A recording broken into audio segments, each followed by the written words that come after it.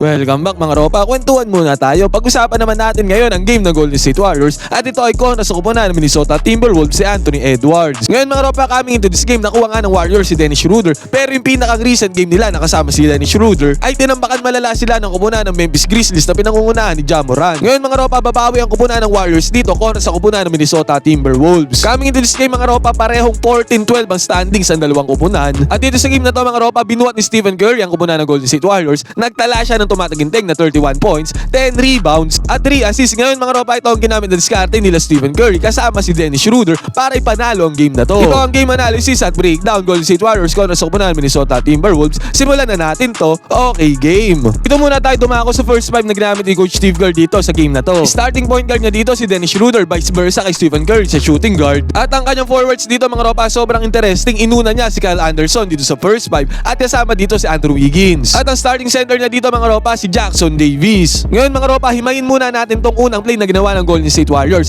Favorite nila tong unang play na to. Si Dennis Schroeder ang nagpamando ng bola dito sa may ibabaw mga ropa at nag-set ng high screen dito si Andrew Wiggins. Ngayon mga ropa, nakuha ni Dennis Schroeder yung dalawang defender dito at nag-roll na si Andrew Wiggins papunta dito sa may gitna. Depensa naman ng Minnesota Timberwolves dito, nag-react sila, dalawang defenders agad nung lumapit dito kay Andrew Wiggins, nag-close out sila dito sa may gitna. Ngayon mga ropa, may option na dyan si Andrew Wiggins na ipasa yung bola dito kay Kyle Anderson sa may left side corner 3-pointer at may option din siya dito na ipasa kay Jackson Davis yung bola kung kakat siya dito papunta doon sa may paint. Ngayon mga ropa, laging ginagawa ng Golden State Warriors tong play na to at ang ginawang decision dito ni Andrew Wiggins ay pinasa niya yung bola kay Jackson Davis dito sa may cut. At good job naman kay Jackson Davis dahil nakapunto siya dito. Easy 2 points para sa kanya, good play para sa Golden State Warriors, basket is good. At sumunod pa niyan mga ropa, ang newly addition na si Dennis Schroeder ay nagparamdam agad dito sa opensa. Handoff ni Jackson Davis sa kanya dito sa may right side corner. Mid-range jumper ni Dennis Schroeder mga ropa, kumonect na rin sa wakas dito sa simula pa lamang ng game. Basket is good, easy 2 points para kay Dennis Schroeder. Kung noong nakarang game mga ropa, hindi kumokonek ang mga tira ni Dennis Schroeder, pero this time simula pa lang ng game, pumasok na agad ang kanyang mid-range jumper. Ngayon mga ropa, sa depensa naman tayo ng Golden State Warriors. Ang ginamit na depensa nila dito ay man-to-man defense at ang may hawak ng bola dito ay si Anthony Edwards. Ngayon mga ropa, para sa akin ito ang kapansin-pansin na weakness ng Golden State Warriors. Atake ni Anthony Edwards ngayon ang depensa ng Golden State Warriors, pinenetrate niya yung depensa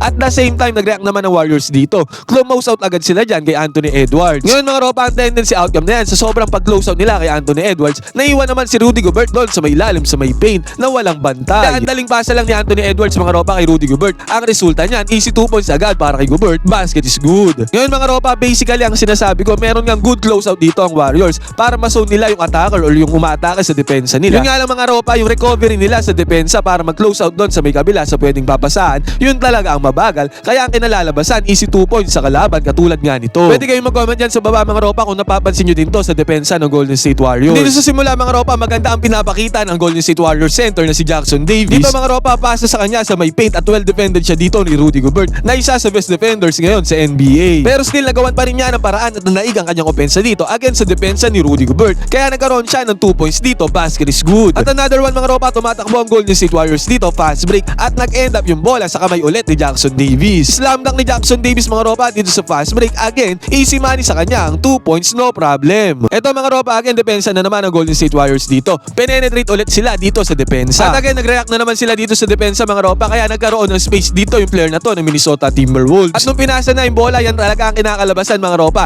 Easy 2 points agad kasi nga sa pag-react ng Golden State Warriors, hindi naman sila fully nakaka-recover dun sa depensang iniiwanan nila. Ito nga ang nagiging resulta lagi, easy 2 points para sa kalaban. At tong broken play na to ng Golden State Warriors mga ropa, ang ganda pa ng kinapuntahan. Bumagsak pa to sa kamay ni Buddy Hield sa may 3-pointer. Pasok naman ang tira dito ni Buddy Hield mga ropa, basket is good, ang long range bump niya, easy money. At sa possession na to ng Golden State Warriors mga ropa, papakita naman natin sa inyo ang weakness dito sa depensa ng Minnesota Timberwolves. Ngayon mga ropa, nag-set ng high screen dito si Kevon Looney para kay Stephen Curry. Pansinin natin si Rudy Gobert na naka-drop defense siya dito. Ibig sabihin pag ginamit ni Curry ang screen na yan ni Kevon Looney, ang babantay sa kanya dito si Rudy Gobert na siya namang naka-drop defense dito. Kaya ang tendency outcome nito mga ropa, pagkagamit ni Stephen Curry sa screen na yan, open na open siya dito sa may 3-pointer kasi nga naka-drop defense si Rudy Gobert. Lokal natin Stephen Curry ang 3-pointer na yan. Again, basket is good na naman para sa kupunan ng Golden State Warriors dito sa may long range ball. At sa transition offense mga ropa, hindi pa fully established dito yung depensa ng Minnesota Timberwolves sa may 3-pointer. Pumukol na agad dito si Jonathan Kuminga ng 3 points. Again, pasok ulit ang 3-pointer na yan para kay Jonathan Kuminga. Kaya maagang lumayo dito ang Golden State Warriors sa score dahil sa efficient shooting nila. 26-15 agad ang score pagtatapos ng first quarter. At in the second quarter mga ropa, nadala pa rin ng Golden State Warriors yung init nila sa may 3-point shooting. At sa pagkakataon na to, inbounds play ng Warriors off the ball movement ni Stephen Stephen Curry. Screen naman ni Jackson Davis dito para makawala si Stephen Curry. At ang tendency outcome nito mga ropa, open na open si Stephen Curry dito sa may 3-pointer at ipupukol niya yung pagkakataon na yan. Again, basket is good na naman ang 3-pointer para sa long range bomb ni Stephen Curry.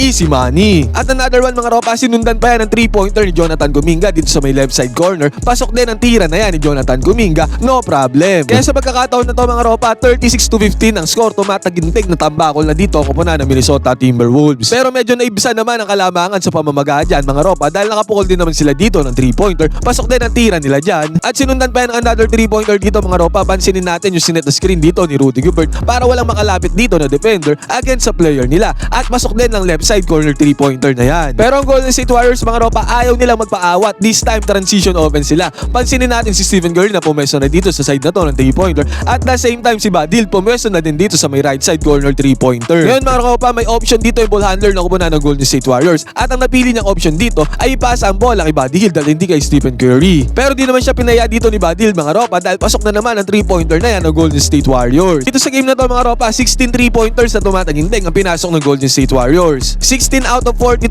sila sa may 3-point shooting. At dito sa possession na to, tignan natin hand-off ng bola ni Kevon Looney dito sa ibabaw kay Stephen Curry. Ang ginawa ni Stephen Curry dito mga ropa, kahit well defended siya dito sa ibabaw ni Rudy Gobert. Harap-harapan niyang tiniraan ng depensang pagkalaki-laki ni Rudy. Panis dito si Rudy Gobert mga ropa. Pasok naman ang pagkahirap-hirap na tirang na yan ni Stephen Curry. Basket is good para sa kanya. Easy money. So basically mga ropa, dito sa game na to, ang nagpapanalo talaga sa Golden State Warriors ay yung kanilang mainit na shooting na pinangunahan ni Stephen Curry. At sa sumunod na possession mga ropa, third quarter na to, nagparamdam ulit si Dennis Schroeder dito sa kanyang offense. Nakakuha na naman siya ng mid-range jumper dito. Basket is good. Ilista mo na yan. Easy money din. At another one mga ropa, inbounds play na naman ng Golden State Warriors dito. Favorite nila to. At si Stephen Curry na naman ang lock-in nila dito sa may 3-pointer. Again mga ropa, same shot, same result sa may 3-pointer. Pasok na naman ang tira dito ni Stephen Curry. Napakainit niya dito sa game na to. At dahil dyan mga ropa, ang score 57-45. Ngayon mga ropa, dito sa possession na to ng Minnesota Timberwolves, sila naman ang nakapukol ng 3-pointer dito. Pasok din ang tira nila na 3 points, basket is good. At another one mga ropa, sinundan pa nila ng another 3-pointer. Open na open dito sa may 3 points. Again, pasok ulit yan. This time kumokonek na sa 3-pointers or sa long range bomb ang kupunan dito ng Minnesota Timberwolves. At dito sa play na to mga ropa, gumamit ng high screen si Mike Conley dito sa may ibabaw sa may 3 points. Paggamit ni Conley ng high screen na yan mga ropa, open na open na agad siya dito sa may 3-point line dahil nakadrop defense sa kanya dyan ng Golden State Warriors. Pangatlong sunod na pagkakataon mga ropa, pasok na naman ang tira dito na 3-pointer na kupunan ng Minnesota Timberwolves. At dahil dyan mga ropa, nakahabol na sila dito sa score. 62-55 ang score. Bumaba na ang kalamangan ng Golden State Warriors sa 7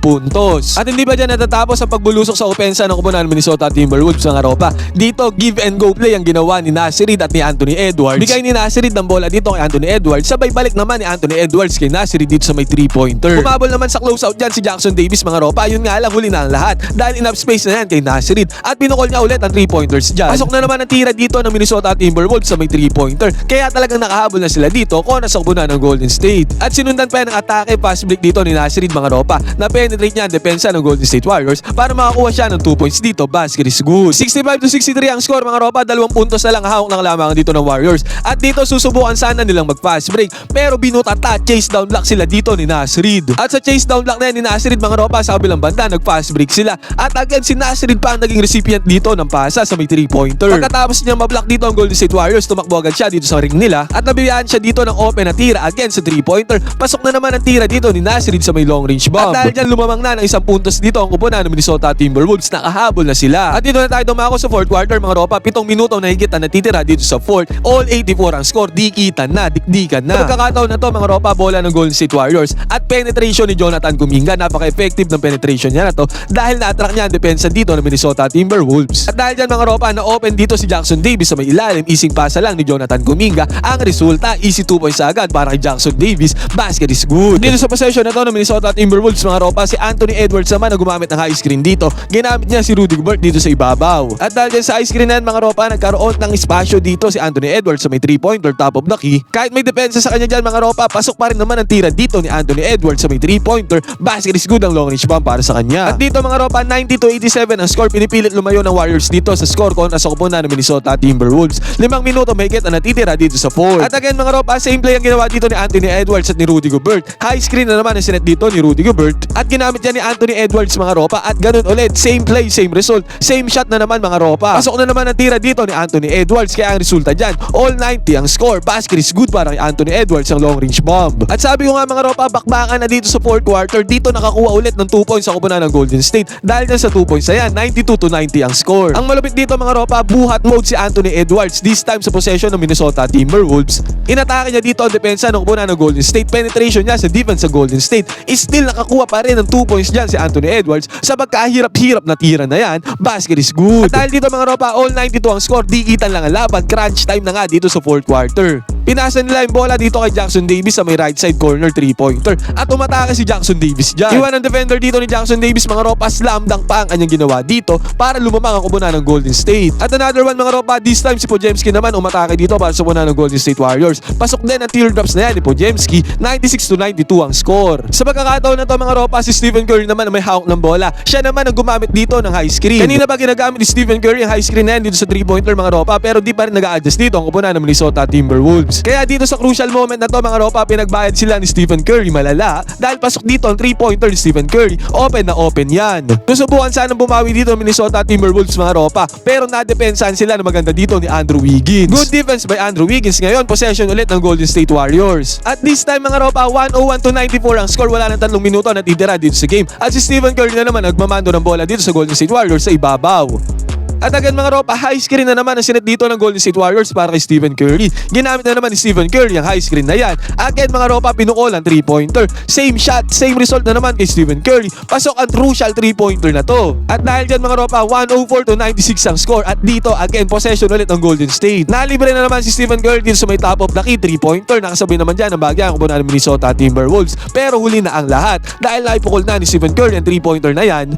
At itong 3-pointer na doon, Stephen Curry ang nagselyado sa panalo ng Golden State Warriors kontra sa kupunan ni Anthony Edwards. Nagtapos ang game sa score na 113-103 mga ropa, 10 points na naging kalamangan ng Golden State Warriors pagtatapos ng endgame. Ngayon mga ropa, buhat mode si Stephen Curry dito sa game na to. Nakamit na ulit ng Golden State Warriors ang panalo. At the same time sa unang salingan ni Dennis Schroeder dito sa Golden State Warriors, nakamit niya na ang kanyang unang panalo. Umakyat na sa 15-12 ang standing sa kupunan ng Golden State Warriors. Pang-7 na ulit sila sa Western Conference. Ngayon mga ropa, ano masasabi nyo dito sa game na to ng kupunan ng Golden State Warriors? Buhat mode si Stephen Curry. Pwede kayo mag-comment dyan sa baba ng inyong opinion. Magkwentuhan tayo.